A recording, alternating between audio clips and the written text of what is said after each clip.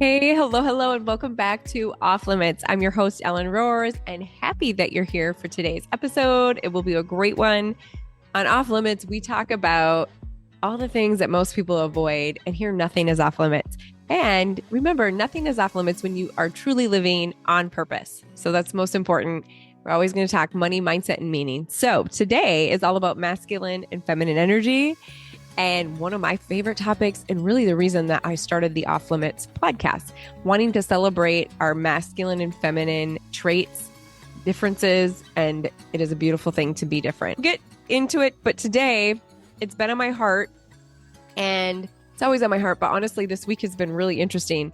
My nerves, my heart, I want to break it down, the masculine and the feminine energy in our culture. And when I'm talking about this too, this is in relationships, love, dating, friendships, and even job searches. You'll see where I go with this. So why women are tired, why men feel lost, and why connection between us has gotten so confusing. So I came across a really cool quote by Mike Radoor. It stopped me in my tracks, and I want to do this. I'm going to share it. So if you're watching on YouTube, you should be able to see it. Our generation of men and women is effed. I won't say the real word. Let's be real. The masculine feminine dynamic is off, and it's ruining modern relationships. Here's what we need to wake up to. And again, this is where I want to hear your opinion. And this is not all men and women specifically, it's just in general. So men aren't being men. They're passive, they're lost, they're afraid to lead. They've been told masculinity is toxic, so they gave up, and rightly so. I feel like we have kind of pushed men away from being traditional and being that modern gentleman. You know, I see a lot, especially when I was living out in Boston, men offering to hold the door. It didn't go over very well, or offering to lift a suitcase up onto the overhead in the airplane. I don't blame some of the men for just giving up. Women, on the other hand, were tired. They're over functioning, carrying everything, being the emotional rock, the planner, the provider, and the nurturer, all while being told they don't need a man. So it's kind of in their mind, like, who needs a man? But we do need men. Women need, and this is now my own words, women need men to put us more in our soft zone, to kind of nurture us, because we do have the more emotions and all of the hormones that come surging through. We've got at least 4 different hormones throughout the month, whereas men, they've got some too, but they're a little more stable, and it's a glorious thing. I've done a lot of podcasts on this, so check some of the other ones out. But let me go back to Mike's quote here. The polarity is backwards. Soft men, strong women. The roles have shifted, and we are confused because everyone's out of position. And it's true. We're kind of like, and not to say that we have to be in these roles and there isn't anything that's black and white. This is, again, me talking. I think sometimes a little position is helpful. It's nice to know a role and what your specific, with work, especially, like if everybody was trying to do everybody else's role, it'd get a little funky. It wouldn't work. We don't need men to be softer. We need them to be stronger, grounded, clear, and present, not controlling, not avoiding, just being in their masculine. They have such a wonderful thing about them. These men, they don't have to be like us women. And it's funny because a lot of times us women are a little more detail oriented, I'll say, and this isn't for everyone. There's always an exception to the rule. But you think about it, us women tend to be better managers of the calendar, but there's so many great qualities that the men have that we maybe don't thrive in as much. And we all have different traits. Like I'm definitely more in my masculine more than my feminine often because I am a sole provider. It's just me. I don't have a man in my life right now. So I tend to be in my masculine more. We don't need women to do more. We need them to trust more. We need to rest, to receive, to reconnect with their natural feminine, not because they're weak or we're weak, but because we're powerful in our softness. And then this gets me thinking about a great way to think about the biology of this is how intimacy occurs, right? With men and women, we receive through the man bringing us to a great zone where we're a little more excited, a little more sensual, a little more soft. We receive them, right? We receive them through them coming into us, the penetration. So it's as simple as that type of biology. When we think about lovemaking, it is really as simple as us women needing to receive and be receptive. It's a beautiful thing. So let me keep going with his quote. Brother, this is him talking to the men. Men, she can't relax if you won't lead. If you're indecisive, such a turnoff. If you collapse under pressure, if you avoid conflict, she won't feel safe to soften. And it's true. That's the same thing when you are in the mode to make love to your wife or to your person, it's one of those things where you do need to be in a good position with her where, and I'm not talking physical, I'm saying like the emotional side of things too. The more that you can help to make decisions or to plan a fun date or take a little bit off of her plate and just be more receptive, the more that she'll be receptive to you. Oh gosh, I got a call coming in. I will get that in a second. So, ladies, this is now to us women. He can't lead if you won't let go. This is a challenge for me. I know sometimes I'm so used to being in control. If you control every move, if you don't trust his decisions, if you're always in your masculine mode, which I definitely tend to be sometimes, like sometimes I even have a hard time if a man is just trying to be nurturing and sweet and kind of help me out with whether it's a car situation or some kind of advice, because I'm so used to taking care of things and I tend to not receive it as well. And I need to just let him lead and give him those kudos for being thoughtful and wanting to fix my problem because he's just wanting to help me out. And sometimes I can be, instead of being receptive, I can get a little more like, well, of course, in my mind, I don't say it to him, but in my mind, I'm like, well, I know that, but I don't. And women, let me know if you've ever done this because maybe some of you married women are doing the same, is like, they want to be sweet and helpful. And you're just like, oh, yeah, honey, I know that. But you wouldn't say that to them. But, anyways, here's the thing, going back to the quote, if you're always in your masculine mode, there's no room for his leadership. And we want to give him some space to chase, some space to lead. They love that. Men are gift givers. Like they love to give if you allow them to give and if you receive the love and the affection that they want to perform. And if you don't receive it, they stop giving it.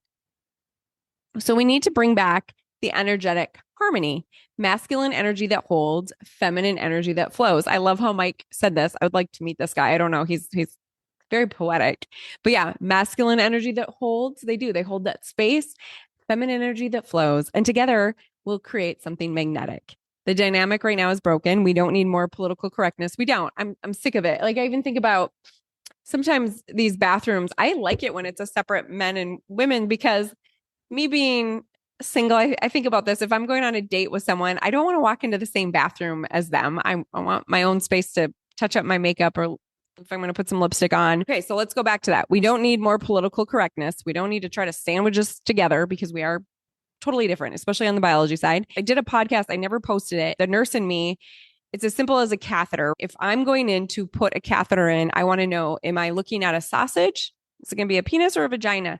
Because it's totally different. It's much easier to put a catheter in a man than it is in a woman. You know, with a woman, it's a little bit different on the sterility of it, but that's the simplicity of it. It's just straight black and white, sausage or a taco. Anyways, going back, women want to remember their feminine strength. That's where the real connection starts. The end of that quote. I know I threw a lot of my own in there. So sorry, Mike. That quote, what it told me is the dynamic is broken. It's a broken dynamic. And our generation of men and women, let's just say it's a little messed up. Men are struggling to be men. It's not all men, but I think there's a lot that comes into play too. The low testosterone, different stressors, not getting enough outdoor activity, grounding, so many things that help to build men's testosterone up. And same for women. Women are exhausted. We're too much maybe inner masculine and we're not building up our estrogen. We need to be building our estrogen to feel good and happy. And so this whole polarity is broken. And when you break it down to the simple biology, it's a really simple thing to fix. But here's where we go. I want to say Mike is right. I believe he's right. Let me know if you disagree or if you agree to disagree. That's perfect too. I do believe men have been told that masculinity is toxic and they have given up. Women are told that they don't need a man, so they carried everything. The bills, the emotional weight, the family calendar, the nurturing, the providing, the planning, and now we're all out of position. And the result, the men collapse into softness, women armor up. And we do. And this is where I'm at right now. It's like you just armor up in your strength and nobody feels magnetic anymore. Think about magnets. They need opposites to attract. And when they're both doing the same thing, they repel each other. And I think we forget that, it is nice to have our polarity, our positive and our negative, and just to be able to come together because of that.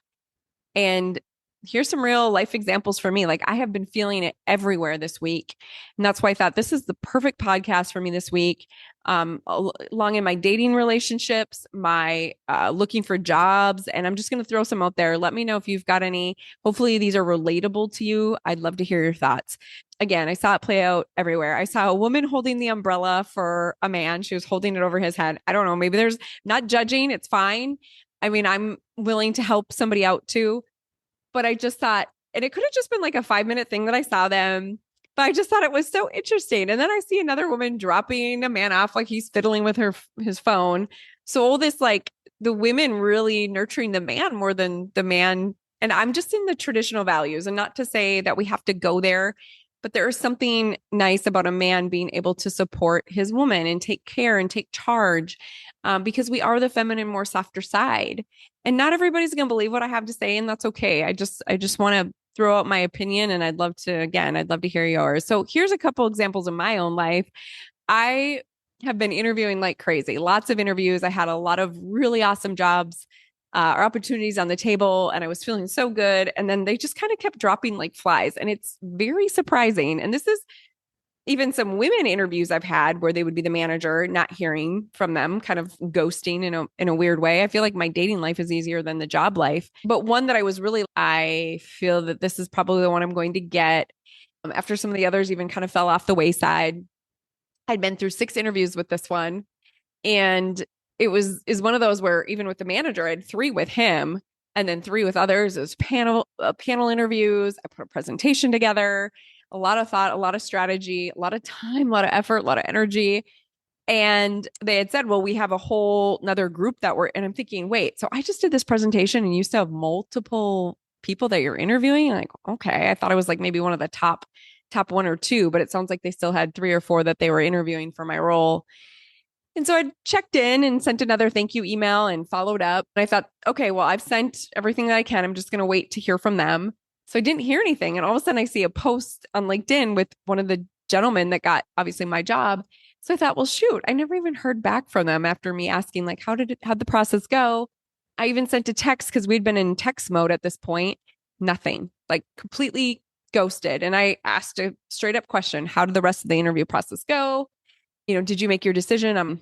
Nothing at all. So that's number one, just to have that kindness and the courtesy to communicate and give you a response to allow for some trust. So I thought, well, thank goodness I didn't get that job, because if that's how they treat people, I don't want to work for that company. Again, it does hurt still. It's a sense of rejection.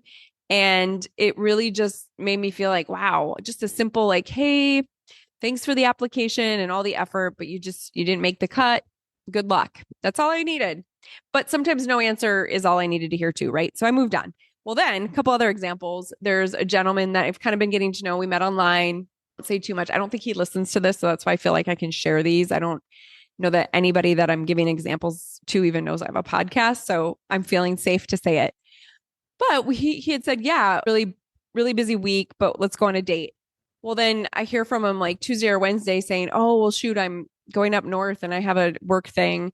What about Friday for a date? Friday rolls around. I hear nothing, and it's not like 5 o'clock. And I'm like, all right, well, dinner to me, we would have plans at this point. So I let it go. I didn't reach out to him. I thought, if he's not going to reach out to me and plan something, I don't really want to go on this date. I was kind of over it. Well, I hear from him at like 8:45, and he says, oh, I'm just getting back. And I'm thinking, could have just messaged me like, hey, I'm just leaving now. It's 5 o'clock. Probably won't be home till 8. I don't think it's going to work.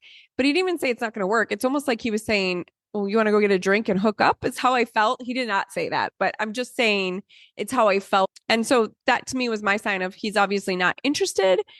But I guess where I'm going with this is it's why some of us women start to feel this. It's why I kind of go into my masculine, because it's hard for me to feel receptive and to receive and to feel all the things a woman wants to feel in her softness, and to have a man pursue her.